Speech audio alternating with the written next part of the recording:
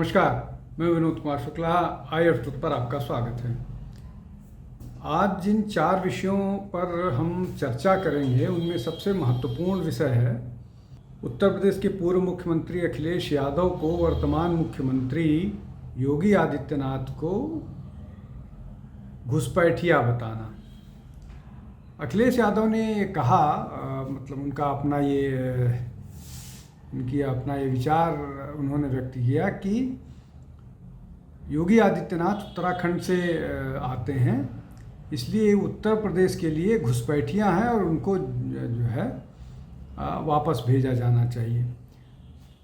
कुल मिलाकर के इसको अगर इस दृष्टि से देखें कि विपक्ष के पास चूँकि ना नरेंद्र मोदी का कोई जवाब नज़र आ रहा है, ना योगी आदित्यनाथ को कोई जवाब नहीं दे रहा है, इसलिए इस तरह की गैर जिम्मेदार ना बयानबाजी हो रही है।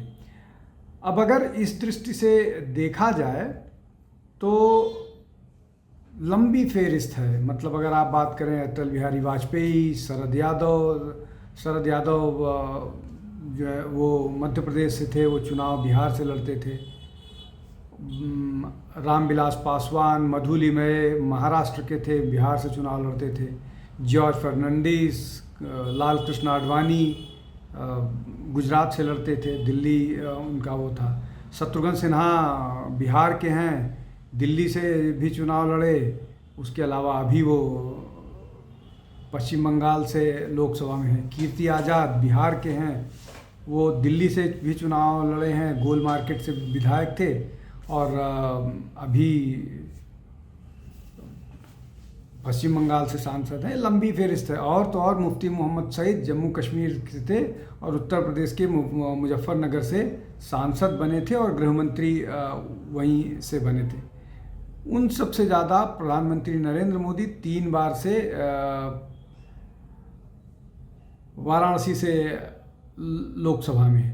तो ये सिर्फ एक जिसको बोलते हैं फ्रस्ट्रेशन के अलावा उससे ज़्यादा कुछ नहीं है। और अपीज़मेंट के लिए, मुसलमानों को खुश करने के लिए वो कुछ भी अनाप शनाप बयानबाजी करते हैं जिसको जनता समझ रही है। दूसरा जो सबसे महत्वपूर्ण मामला ये है वो ये कि गठबंधन में बातचीत जो चल रही थी, जिसको लग रहा था कि पिछले 1-2 दिन से राहुल गांधी की विदेश यात्रा से वापसी के बाद की सहमति कुछ बन जाएगी, लेकिन जिस तरह से कांग्रेस के नेताओं ने कांग्रेस के नेता मतलब राहुल गांधी और बाकी कांग्रेस के लोगों ने बोला कि वो पूरे प्रदेश में 243 सीटों पर चुनाव लड़ने की तैयारी करें। और ये तब हुआ जब लालू प्रसाद यादव ने अपने कैंडिडेट्स को टिकट अनाउंस कर दिया। और अब इस सब मामले में तेजस्वी यादव की दिल्ली में कांग्रेस के नेताओं के साथ बिना किसी मुलाकात के उन्हें पटना वापस जाना पड़ा और पटना जाकर के उन्होंने सिंबल्स लोगों से वापस किए। ये बात लंबे समय से तेजस्वी भी कह रहे थे कि अगर ज़रूरत पड़ी तो वो अकेले चुनाव लड़ेंगे, लेकिन कुल मिलाकर के अगर ये देखें तो काउंटिंग तक जोड़ा अगर जाए तो 1 महीने से कम का टाइम बचा हुआ है। और अगर पूरी चुनाव प्रक्रिया की बात करें, 6 और 11 को जिस तरह से वोटिंग होना है, तो वो कुल मिलाकर के 20 दिन का मौका मिलेगा एक कैंडिडेट को। और उसमें अगर अभी इस बात पर ही नहीं समझौता हुआ है कि कांग्रेस कौन सी सीट पर लड़ेगी, महागठबंधन आरजेडी किस सीट पर लड़ेगी, CPIML किन सीट्स पर लड़ेगी और विकासशील इंसान पार्टी के कैंडिडेट्स किन सीटों पर लड़ेंगे, और उसके बाद जिन सीटों पर जिन राजनीतिक दलों का दावा है उसके बाद वहाँ पर कैंडिडेट कौन से होंगे, तो ये अपने आप में बड़ी विषम परिस्थिति है। दूसरी तरफ NDA ने अपने कैंडिडेट मतलब अपना गठबंधन का जो सीट शेयरिंग है वो घोषित कर दी है और उनके कैंडिडेट्स को जो सीटें हैं उनमें इशारा कर दिया गया है। नाम की घोषणा होनी बाकी है, वो जल्द से जल्द हो जाएगी। दूसरी तरफ जनसुराज ने अपना घोषित कर दिया लालू प्रसाद यादव के बेटे बड़े वाले ने अपने कैंडिडेट घोषित कर दिया। थोड़ी मुश्किल जो हो रही है लालू प्रसाद यादव के परिवार के लिए, वो एक मुश्किल है जो अभी राउस एवेन्यू कोर्ट का वर्डिक्ट आया है IRCTC मामले में। तीसरा विषय जो है वो है RSS को लेकर के। RSS पर न केवल प्रियंक खड़गे बल्कि जो सीतारमैया हैं उनके पुत्र जो हैं यतेंद्र, उनका नाम है शायद यतेंद्र सीतारमैया ने कर्नाटक में ये मांग की है, मतलब मांग नहीं की है, उन्होंने तालिबान के बराबर ठहराया है RSS को। और उसके थोड़ा पहले ही प्रियंक खड़गे ने मुख्यमंत्री को एक चिट्ठी लिख करके संघ को, RSS को बैन करने की बात कही थी कर्नाटक में। अब ये दो बड़े मसले कर्नाटक में चल रहे हैं। पहला ये कि RSS को पब्लिक स्पेस में शाखा नहीं लगाने दिया जाना चाहिए, उनकी गतिविधियों को प्रतिबंधित किया जाना चाहिए, ये प्रियंक खड़गे कह रहे हैं। और मुख्यमंत्री के सुपुत्र जो हैं वो उन्होंने RSS को बताया है तालिबान के बराबर। तो ये संघ को लेकर के लगातार उन पर आक्रमण चल रहा है। चूँकि ये लोग जानते हैं कि संघ इन सब मामलों में जवाब नहीं देता है, इसलिए वो इस सब बात करके निकल भी जाते हैं। अब इन सब के बाद एक जो सबसे अहम बात है कि क्या ये प्रदेश सरकार के बस का है कि वो किसी संगठन को प्रतिबंधित लगा दें। अपने चुनावी घोषणा पत्र में उन्होंने बजरंग दल को बैन करने की बात कही थी, लेकिन वो बैन नहीं कर पाए। खैर, ये सिर्फ पब्लिक कंजम्पशन के लिए होता है, अपने मुस्लिम वोटर्स को खुश करने के लिए होता है। और वो गाहे बेगाहे जो कांग्रेस है वो एंटी हिंदू बात करके उनको खुश करने की कोशिश करती रहती है। और सही भी है, इससे मुस्लिम मतदाता, जो कॉमन मुस्लिम मतदाता है, जो समझदार है, उसकी मैं बात नहीं कर रहा हूँ, जो भीड़ के साथ चलने वाला मुस्लिम मतदाता है वो खुश भी होता है। खैर, अब एक जो और मसला है वो है शरजील इमाम, जो दिल्ली दंगों के आरोपी हैं।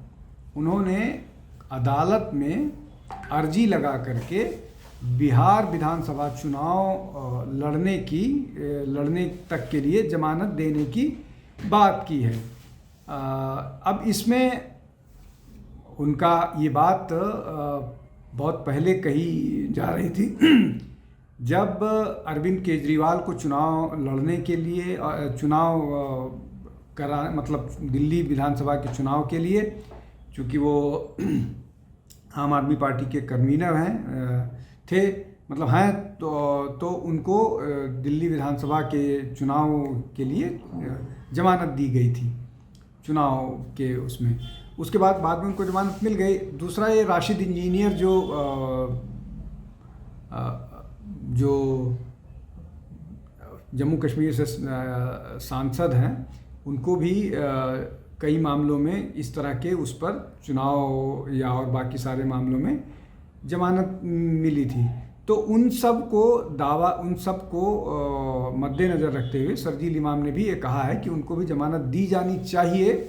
और ये चर्चा उस समय ही हो रही थी जब अरविंद केजरीवाल को चुनाव लड़ने के लिए जमानत मिली थी। तब भी ये कहा जा रहा था कि ये रॉन्ग प्रेसिडेंस है, अगर इस तरह से जमानत दी गई इस ग्राउंड पर तो ये एक प्रेसिडेंस की तरह से काम करेगा। हालांकि कोर्ट ने ये कहा था कि इसको should not be taken as precedence, लेकिन बहुत सारे मामले में इस तरह के आर्ग्यूमेंट दिए जा रहे हैं और उसको ग्राउंड बना करके लोग अदालत में जा रहे हैं। और चुनाव इसके पहले जो एक और राइट का जो काउंसिलर है और दिल्ली दंगों का, वो भी आरोपी है, अभी जेल में है। उसने भी आम आदमी पार्टी का ही, वो आम आदमी पार्टी का कार्यकर्ता है, उसने भी दिल्ली विधानसभा का चुनाव लड़ने के लिए जमानत की अपील की थी। वो MIM से चुनाव लड़ना चाह रहा था। MIM उसको टिकट ऑफर कर रही थी, लेकिन उसको जमानत नहीं दी गई। अब शरजील इमाम भी उसी तरह से चुनाव लड़ने के लिए जमानत मांग रहे हैं कि उनको जमानत दी जाए और चुनाव लड़ें। तो ये कई मामलों में बहुत महत्वपूर्ण है, इसलिए कि वो उस इलाके से चुनाव लड़ेंगे जहां Muslim population, concentrated Muslim population है, और वो पूरी की पूरी एक माइंडसेट के साथ जो चिकन नेक को ब्लॉक करके भारत को नॉर्थ ईस्ट से उससे अलग करने की बात करने वाले लोग हैं। तो ये अपने आप में एक महत्वपूर्ण है जिस पर हम सबकी नज़र रहेगी। आज के लिए बस इतना ही। आप हमारे साथ जुड़ते रहिए, हमारे चैनल को लाइक कीजिए, शेयर कीजिए, सब्सक्राइब कीजिए। बहुत बहुत धन्यवाद। नमस्कार। हमारे चैनल आई ऑफ ट्रुथ को सब्सक्राइब कीजिए YouTube पर, इसे फॉलो कीजिए Facebook पर, Instagram पर, Twitter पर और Ku पर। हमारे चैनल के बारे में फीडबैक देने के लिए हमें मेल कीजिए ioftruth.6@gmail.com पर।